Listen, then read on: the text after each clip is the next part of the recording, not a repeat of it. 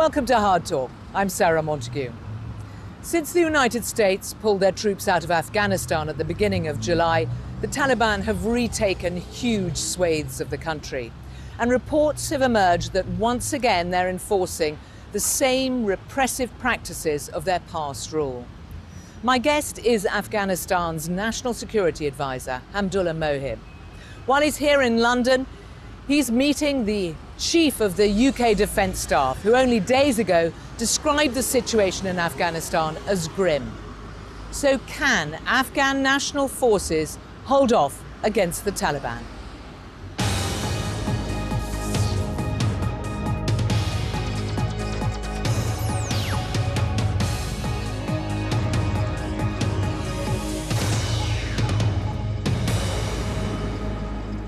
Hamdullah Mohib, welcome to Hard Talk. Thank you. How did you feel when you heard that the US were pulling their troops out of Afghanistan at the beginning of July? This had been a long discussion. It didn't come as a total surprise to us. But the timing of when they will do this, the amount of time that it will take to do this, was a bit of a shock. That said, it is a decision that was made, and we respect that and are trying to make the best of what we now have to do and can. The way it was done, though, according to the Times, the electricity was on a timer that was set to go off 20 minutes after the last plane left Bagram Air Base. Was that true? Look, the withdrawal from Bagram Air Base is not the whole of the story. Maybe the airport itself is one story, but then General Miller and General McKenzie had a handover ceremony in Kabul, okay. And it was a proper handover after that. But you know. So you didn't feel any sense of betrayal? It's an American decision. I am more happy talking about what Afghanistan can control. Okay. Well, let's turn to that, because since they pulled out troops, the Taliban have made astonishing gains. Now, they claim that they now control 85% of the country. According to the chair of the US Joint Chiefs, General Mark Milley, they control roughly half of all the districts. Did it surprise you how much ground they could claim so quickly? There was a vacuum created when the US troops withdrew. True, we didn't count on them in terms of individuals on the ground fighting shoulder to shoulder, but we had a huge dependency on their air support. And some of these districts that collapsed were supplied by air, and it required air support to be able to do that. In addition to ours, it always required additional capabilities. And we didn't have that. And as the retrograde progressed, some of these outposts and districts that were very remote could no longer be supplied. So they ran out of ammunition, they ran out of food and supplies. In that regard, created a panic. So some districts that were very remote started to collapse, and then that created a kind of momentum for the Taliban that they took advantage of. But large part of this was a propaganda war. And as soon as that was stopped, their progress also halted or at least slowed down. Okay, because the US President Biden said at the beginning of July, the Afghan troops, they have 300,000 well-equipped as any army in the world, and an air force against something like 75,000 Taliban. Now, if those numbers are right, then surely the Afghan military should be able to hold out. Are those numbers right, first of all? The nature of the war changed, and we have had some setbacks.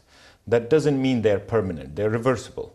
Loss of territory, and especially in Afghanistan, the vastness that it has,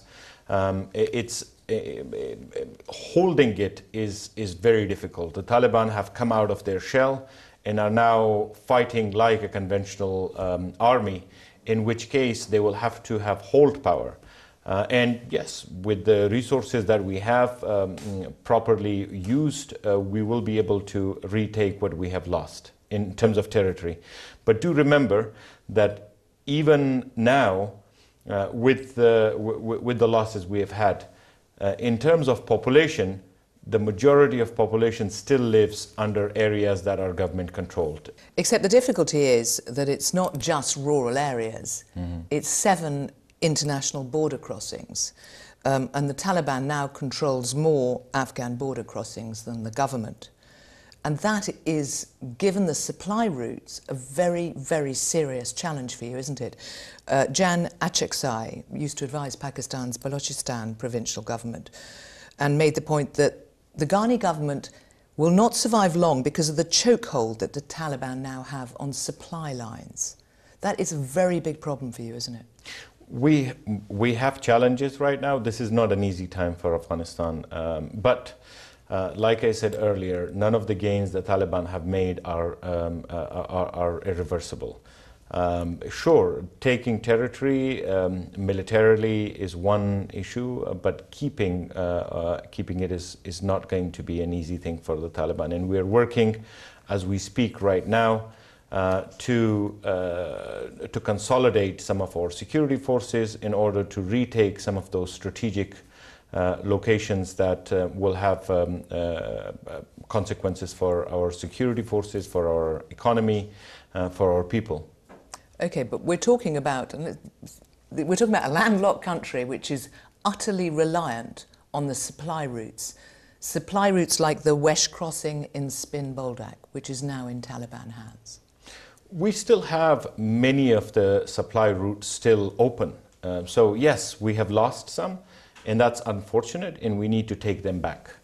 But that doesn't mean everything is cut off. We still have our major supply route to the north still open. We still have major supply route to the east. Okay. You make the point that there were only 2,500 US troops, but there were 16,000 US contractors, and contractors who were supporting your ability to get into the air with airplanes and helicopters.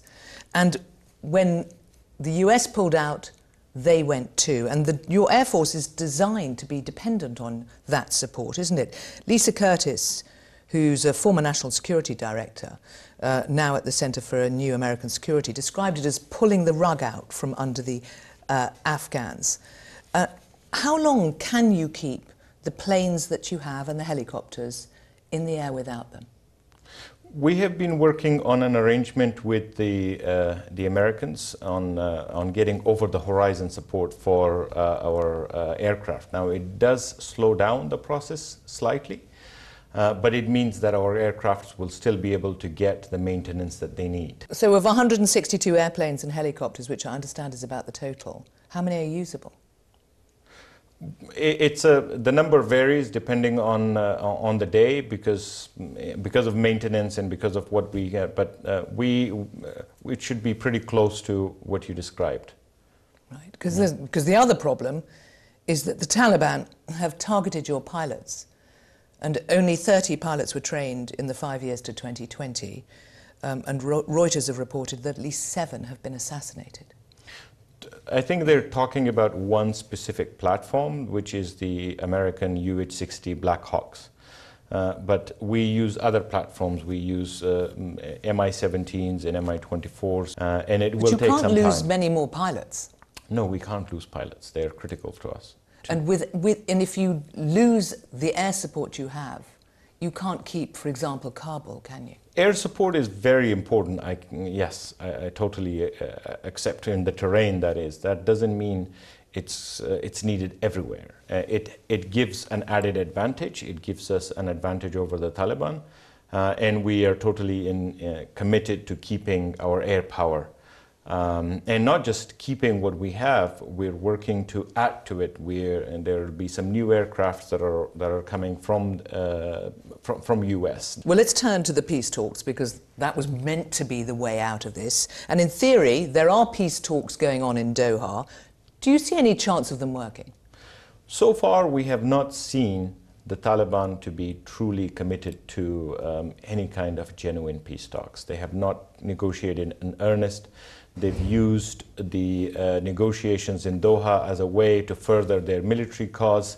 They have used it to gain themselves legitimacy and to further their contacts in the international community, rather than using it as a base for negotiations.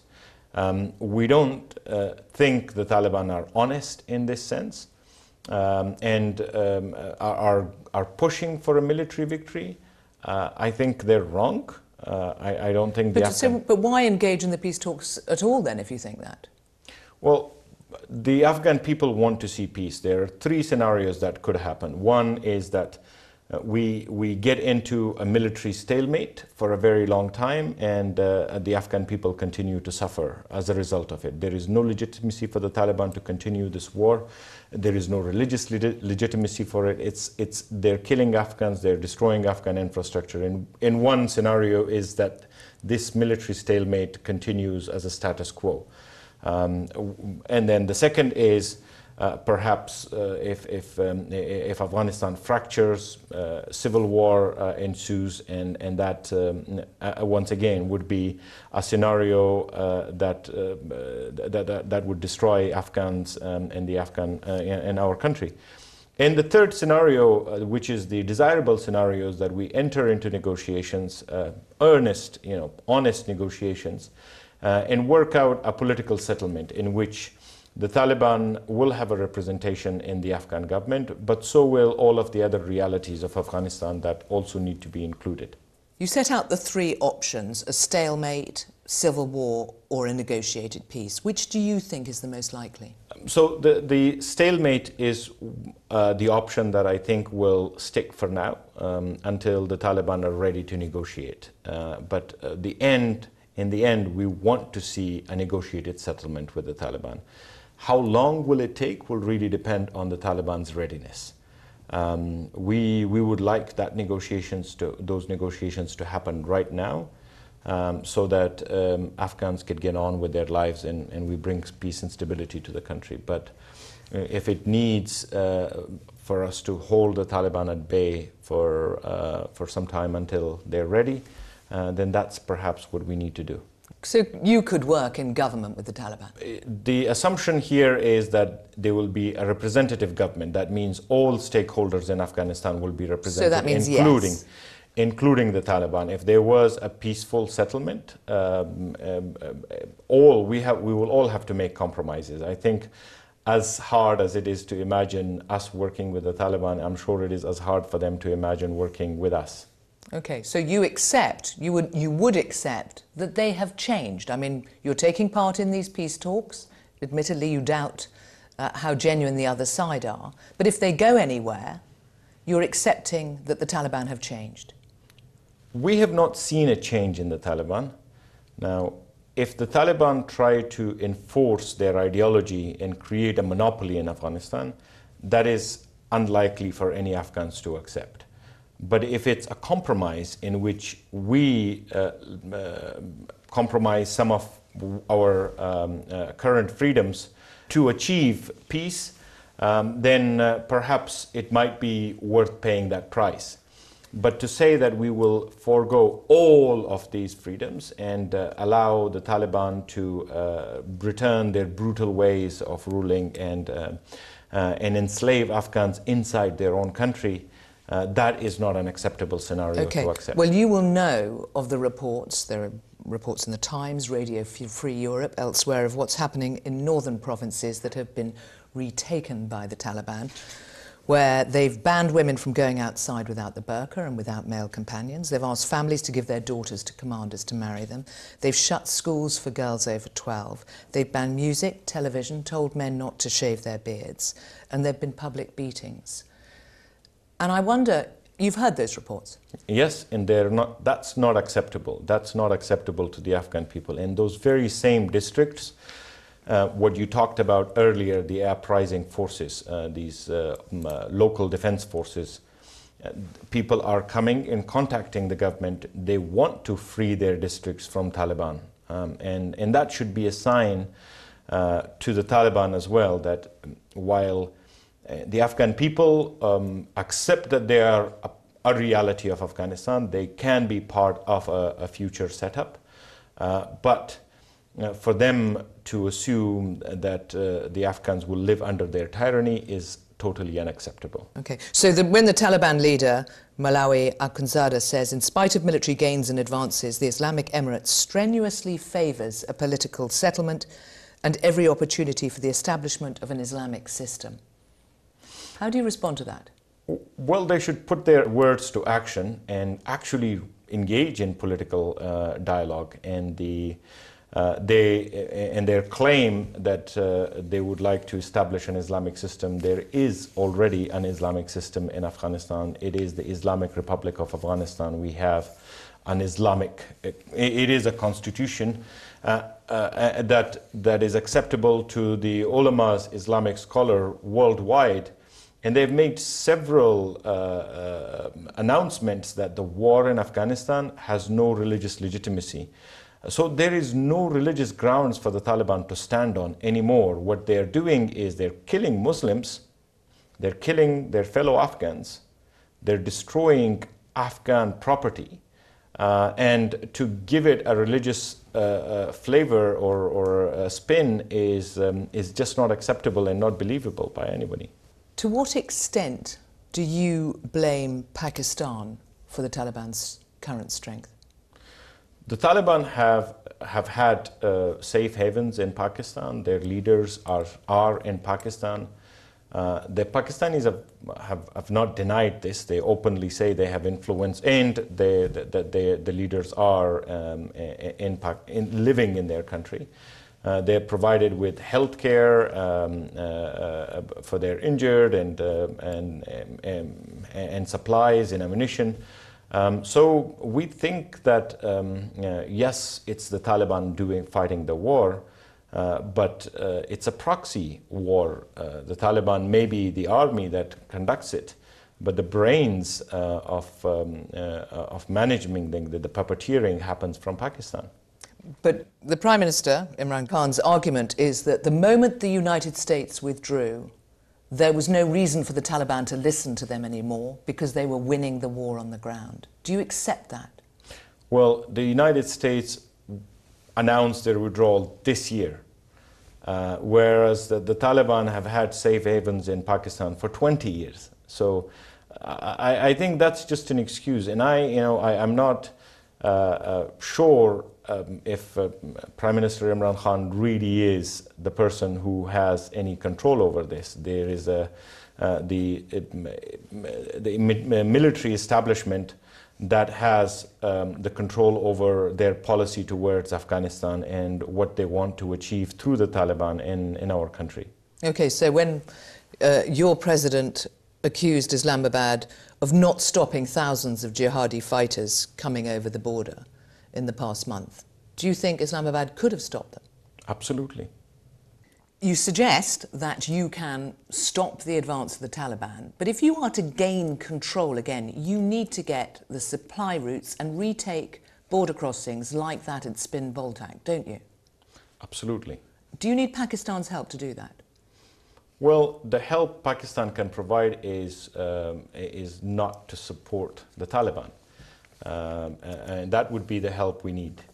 It doesn't require their military to get engaged. But when your vice president said that Pakistan threatened to shoot down Afghan jets if they attacked Taliban fighters who seized that border crossing, Pakistan completely denied that they had done that. And they denied that there had been any communication at all with the Afghan Air Force. There are some well-intentioned leaders in Pakistan. Prime Minister Khan may be one of those who want to see better relations with Afghanistan. And perhaps their Chief of Army Staff, who always says that he likes to see good relations between Afghanistan and Pakistan. But where we see problem is that the rank and file do not seem to be obeying those orders, or at least are respecting those orders. So that's where we become doubtful of what it is that the Taliban or what it is that the Pakistani establishment actually want to do, or if there is any control over it. Now, it couldn't be a rogue entity that wishes to do whatever it wants to do and then the officials go and deny it. But it happens. So what we want to see is have a serious negotiation and serious discussion with Pakistan to end these hostilities that exist between our two countries. The Prime Minister, Imran Khan, said if any country is trying its best out of all the countries in the world, it's Pakistan. What do you say to him? Well, we will believe it when we see it. We have had good words from some of these Pakistani leaders, and perhaps they mean it when they say it. But their military, and particularly their intelligence agency, continues to act as the spoiler for peace. So there could only be two ways. One, they have no control over their military and no control over their intelligence agency, or that it's all just talk. And the reality is they will continue to do whatever they want and cover it with sweet talk. You're here in London, you're having a number of meetings, and yet, of course, Western troops are now pretty much out of Afghanistan. What are you asking for while you're here? Are you asking for more support? No. The troops may be out from Afghanistan, but our bilateral relationship and partnership remains to be in place. We consult regularly on not just our bilateral relations, on the way forward, on threats against to both our national security interests. I know you think that the Taliban still have links with Al-Qaeda, that by pulling out, Afghanistan could turn into, parts of Afghanistan could turn into an area that is a threat to the West, to the UK. That argument is absolutely right, but I believe that it's now on to Afghans to do what we need to do. We may need financial support, which the Americans and NATO has announced to continue to the Afghan National Defense and Security Forces, but when it comes down to keeping Afghanistan clear of insecurity and counter-terrorism activities need to be done by the Afghan National Defense and Security Forces. And I think they're capable. And US intelligence assessments that the government will collapse in 6 to 12 months. What do you say to that? Well, you know, assessments, for whatever reason, are assessments. Right? They get published, but you know, every time there has been predictions about Afghanistan from the outside, they have turned out to be wrong. In 2014, over 100,000 foreign troops left Afghanistan, and the assessments then were too that Kabul will collapse. It didn't. So whatever happens in Afghanistan, will you stay there? Absolutely. You were educated here in the UK? I was. You're here now seeing people, no temptation, whatever happens, to leave. I had a good life here, and I am thankful to the people here. They took me in when we were at our worst. But I must tell you that when you are a refugee, the only thing you think about is back home. And I couldn't shake that feeling out of me. I had to go back. It may be unsafe from many people's perspective, but I must tell you that I feel more calm in the chaos in Afghanistan than I feel in the calm here in London. Home is home. We cannot abandon it. Hamdullah Mohib, thank you for coming on HARDtalk. Thank you for having me.